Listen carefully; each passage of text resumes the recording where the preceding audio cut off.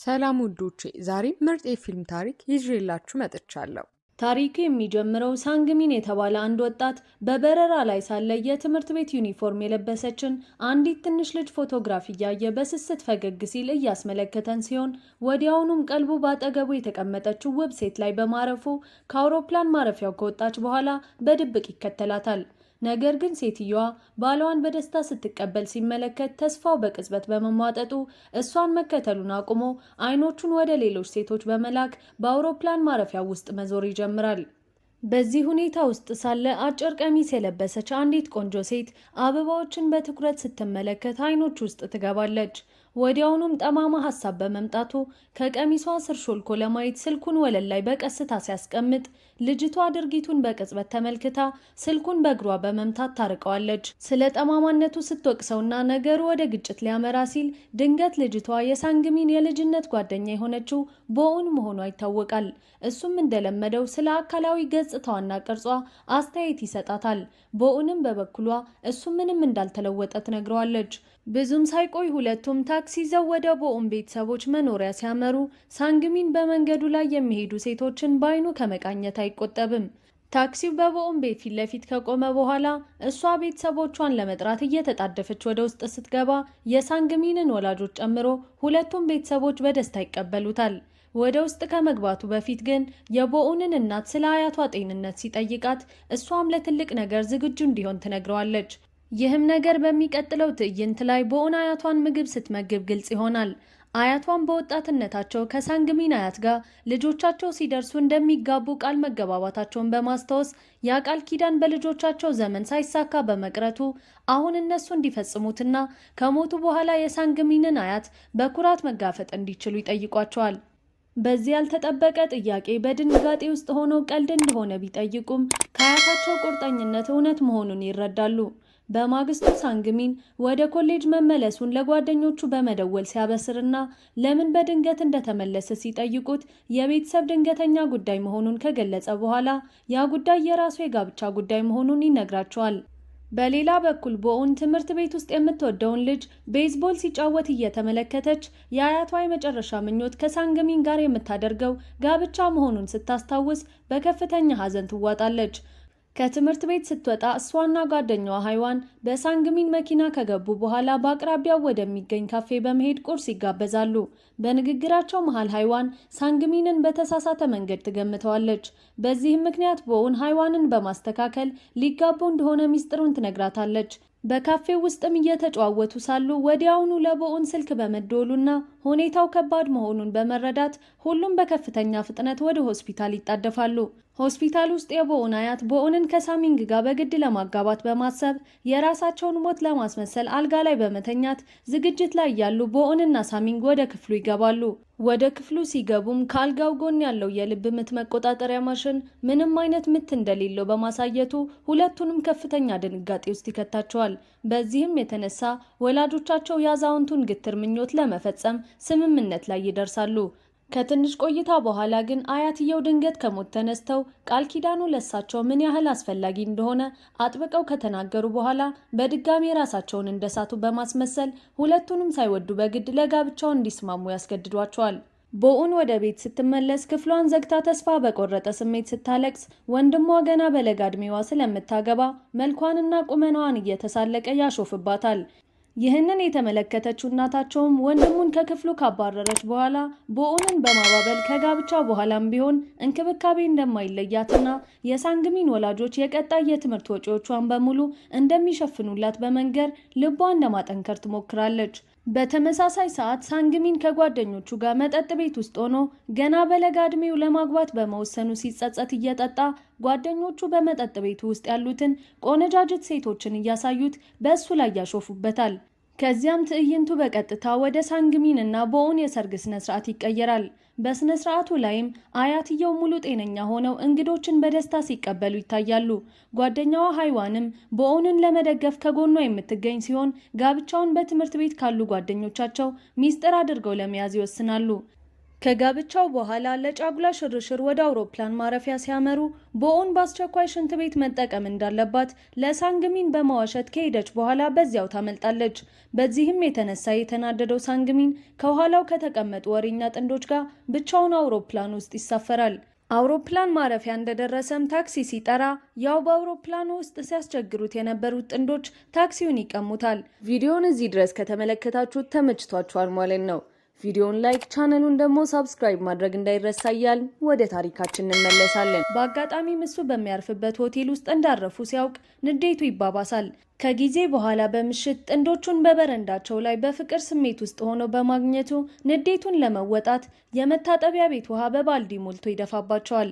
በሚቀጥለው ትዕይንት ሳንግሚን ቦኦን ጥላው በመሄዷ ተናዶ ለጉዞ የታቀዱትን ቦታዎች ሁሉ ብቻውን ሲጎበኝ በዚያው ቦታ ላይ በተዘጋጀለት የመስክ ጥናት ጉዞ ላይ ከሃይዋን ጋር ይገናኛል። በሌላ በኩል ቦኦን ያለ ሳንግሚን ወደ ቤት መመለስ ስለማትችል በመንገዶች ላይ ስትንከራተት ቆይታ ወደ ትምህርት ቤቷ በመሄድ ከልብ ከምታደንቀው ጁንጎ ጋር ትገናኛለች። ጁንጎ ወደ እሷ በመቅረቡ ብዙም ሳይቆይ አብረው ጊዜ ማሳለፍ የሚጀምሩ ሲሆን የፍቅር ግንኙነት ሲጀምሩም ቦኦን እጮኛ እንደሌላትና ነጠላ እንደሆነች በመንገድ ተዋሸዋለች።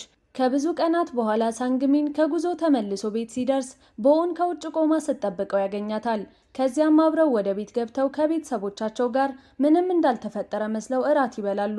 በቀጣዩ የትምህርት ቤት ትዕይንት ላይ ቦኦን ከጓደኛዋ ሃይዋን ጋር በመገናኘት እንዴት ከጫጉላ ሽርሽሯ እንዳመለጠችና ያንን ጊዜ ከጁንግ ጋር ለመቅረብ እንደተጠቀመችበት ታስረዳታለች።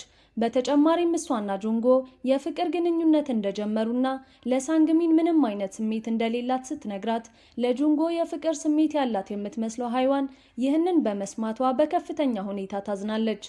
በኋላ ላይ ሶስቱ ጉረኛ ልጃገረዶች ስለ ጁንጎ የሐሰት ወሬ ታወሪያለሽ በሚል ቦኦንን ከበው በማስፈራራት ላይ ያሉ ባልተጠበቀ ሁኔታ ጁንጎ ድንገት ብቅ በማለት ልጃገረዶቹን ካባረራቸው በኋላ እሱና ቦኦን በእርግጥም የፍቅር ግንኙነት እንዳላቸው በይፋ ያረጋግጣል። ከዚህ ውጥረት ከበዛበት ክስተት በኋላ ከትምህርት ቤት ሲወጡ ሳንግሚንና ቦኦን ለእራት የሚሆን ስፓጌቲ ለመስራት የሚያስፈልጓቸውን ግብአቶች ለመግዛት ወደ ሱፐርማርኬት በማቅናት አብረው ጣፋጭ ምግብ ካበሰሉ በኋላ በደስታ ይመገባሉ። በሚቀጥለው ትዕይንት የሳንግሚን ታላቅ እህት ጂሱ ሳንግሚንን በቦኦን ትምህርት ቤት የስዕል መምህርነት ስራ እንደተጠራ ትገልጽለታለች። ይህንን የሰማው ሳንግሚንም በድንጋጤ ከመዋጡም በላይ በብስጭት ይጮሃል። በዚህም የተነሳ ምሽት ላይ ቤት ውስጥ ሆኖ ስለ ስራው ለቦኦን ለመንገር የተቻለውን ሁሉ ቢሞክርም ሳይሳካለት ይቀራል። በማግስቱ ጠዋት ቦኦንን ትምህርት ቤት ካደረሰ በኋላ ሳንግሚንም ወደ ትምህርት ቤቱ በመግባት ተማሪዎችን የመምህራን ቢሮ የት እንደሆነ ሲጠይቅ በርዕሰ መምህሩና ሚስኪን በተባለች አንዲት መምህርት አቀባበል ይደረግለታል። ሚስኪምም ሳንግሚንን ወደ አዲሱ ክፍሉ ልታስተዋውቀው ይዛው ትሄዳለች። በዚያም የቦኦን ክፍል በር ላይ ሲደርሱ ቦኦን ሳንግሚንን እንደ አዲስ አስተማሪዋ ስታየው በድንጋጤ አይኖቿን ማመን ያቅታታል። በቀጣዩ ቀን ሳንግሚን በክፍል ፊት በመቆሙ ሲሸማቀቅ የተመለከተችው ቦኦን ተማሪዎቹን በማረጋጋት ከሀፍረት ታተርፈዋለች። በኋላ ላይም ሃይዋን ወደ ሳንግሚን በመቅረብ የሚስቱን ድርጊቶች እንዲቆጣጠር በጥብቅ ታስጠነቅቋለች። ሳንግሚን በማስጠንቀቂያው ግራ ተጋብቶ ባለበት ቅጽበት ሚስኪም ወደ እሱ በመቅረብ ለምሳ አብሯት እንዲሆን ትጠይቀዋለች። እሱም እምቢ ቢልም መላው ትምህርት ቤት እያያቸው ከምሳ ሳጥኗ ላይ እንዲበላ ታደርጓለች። በዚህም ጊዜ ቦኦን ከሩቅ ሆና ሁኔታውን እየተመለከተች ስለነበር ትንሽ የቅናት ስሜት ይሰማታል። በዚያው ቀን ማታ ቦኦን ለማጥናት ስትሞክር ሳንግሚን ውጭ በከፈተው ከፍተኛ የሙዚቃ ድምጽ ምክንያት ማተኮር ስላቃታት በፍጥነት ወደ ውጭ በመውጣት ቴሌቪዥኑን ለማጥፋት ሪሞቱን ከእጁ ትነጥቀዋለች። በዚህም ድርጊቷ የተበሳጨው ሳንግሚን ከእሷ ጋር መጨቃጨቅ ይጀምራሉ። እነሱ በዚህ ሁኔታ ላይ እንዳሉ ሚስኪም ሳንግሚንን ፈልጋ በድንገት ወደ ቤቱ ስለመጣች ወደ አፓርታማው ከመግባቷ በፊት የሰርጋቸውን ፎቶና የቦኦንን ዕቃዎች በፍጥነት መደበቅ ቢችሉም ቦኦን ግን ለመውጣት እድል በማጣቷ ከመጋረጃ ጀርባ ትደበቃለች። ሚስኪም ወደ መጋረጃው ስትጠጋ ቦኦን መጋረጃውን በራሷ ላይ ጠቅልላ እንደ እብድ እየሮጠች ከአፓርታማው ትወጣለች። በሚቀጥለው የትምህርት ክፍለ ጊዜ አንዷ ተማሪ ሳንግሚንን ስለ የመጀመሪያ ፍቅሩ እንዲነግራቸው ስትጠይቀው እሱም ወደ ቦኦን እየተመለከተ የመጀመሪያ ፍቅሩ በወታደርነት ዘመን የጎበኘችው ብቸኛዋ ልጅ እንደሆነች ይናገራል። እሷ ግን እሱን የጎበኘችው ልጅ ጂሱ ልትሆን እንደምትችል በማሰብ ግራ ትጋባለች። በኋላም በዕለቱ ሳንግሚን ወደ ወታደራዊ ልምምድ ካምፕ እንደተጋበዘ የሚገልጽ ደብዳቤ ከጓደኛው ሲደርሰው ክስተቱም ወደ ልምምድ ካምፑ በመቀየር ሳንግሚንና ጓደኞቹ በልምምዳቸው እየተደሰቱ እንመለከታለን። በምሳ ሰዓት ግን ቦኦን ለሳንግሚን ምሳ ይዛ በድንገት ትመጣለች። ሁሉም እሷን በማየታቸው ይገረማሉ።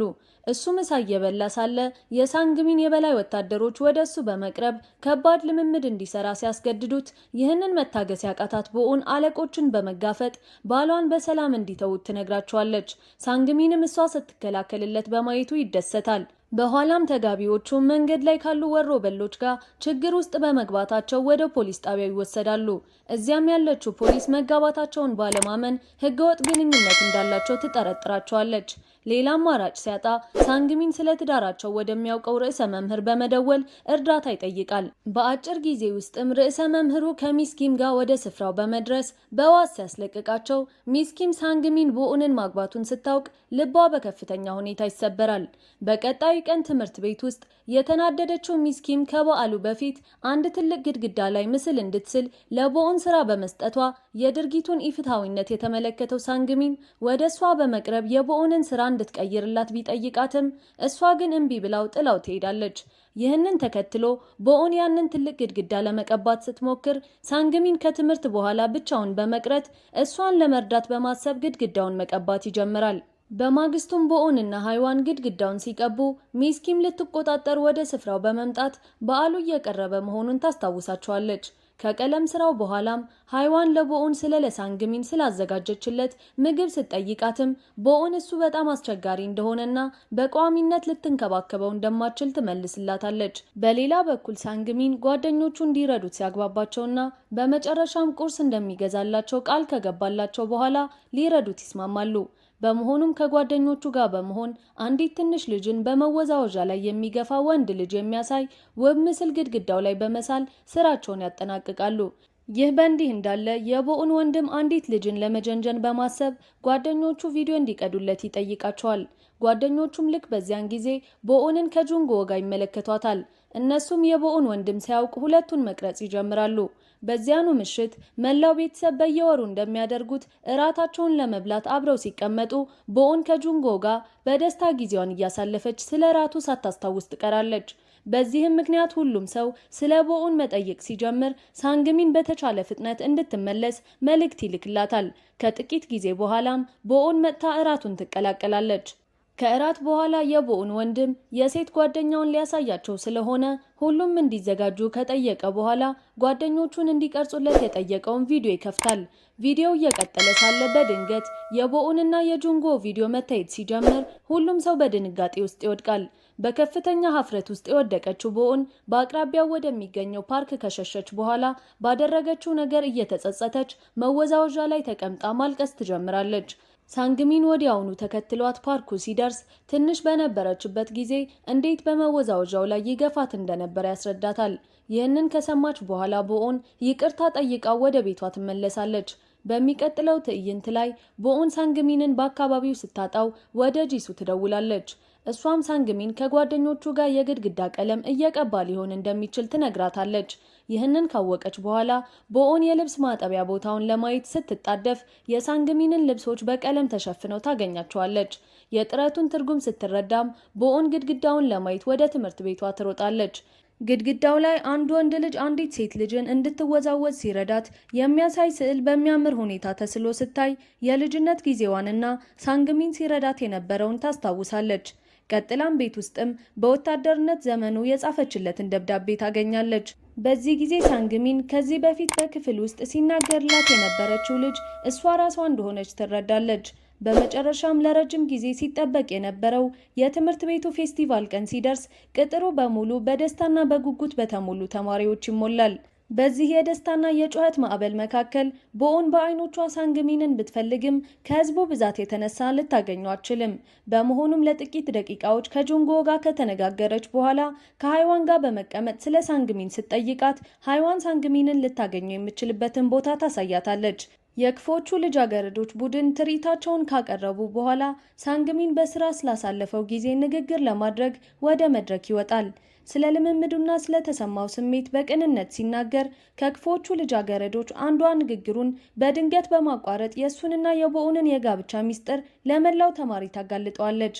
በዚህም የተነሳ በህዝቡ መካከል የነበረው የደስታ ስሜት በቅጽበት ወደ ማንቋሸሽና ጉምጉምታ ይለወጣል። ነገር ግን ሳንግሚንም ሳይደናገጥ ህዝቡ በለጋ ዕድሜዋ በማግባቷ በቦኡን ላይ እንዳይፈርድባት በመጠየቅ ይህንን ያደረገችው የአያቷን የመጨረሻ ምኞት ለማሟላት ብቻ መሆኑን ያስረዳል። በዚህ ጊዜ ቦኡንም በድፍረት ወደ መድረኩ በመውጣት ለሳንግሚን ያላትን እውነተኛ ስሜት መግለጽ ትጀምራለች። አሁን ልጅ እንዳልሆነችና ከልቧ እንደምትወደው በግልጽ ስትነግረው ይህንን የሰማው ሳንግሚን በደስታ ይዋጣል። በመቀጠልም በህዝቡ ፊት ቦኡንን በስሜት ሲስማት ቀደም ብሎ ያንቋሸሻቸው የነበረው ህዝብ በሙሉ ሀሳቡን በመቀየር በታላቅ ጭብጨባ ድጋፉን ይገልጽላቸዋል። ሀሳብ አስተያየታችሁን ኮሜንት ላይ ጻፉልን። እዚህ ጋር የምትመለከቱትን ቪዲዮ ማየት እንዳትረሱ። ይመቻችሁ።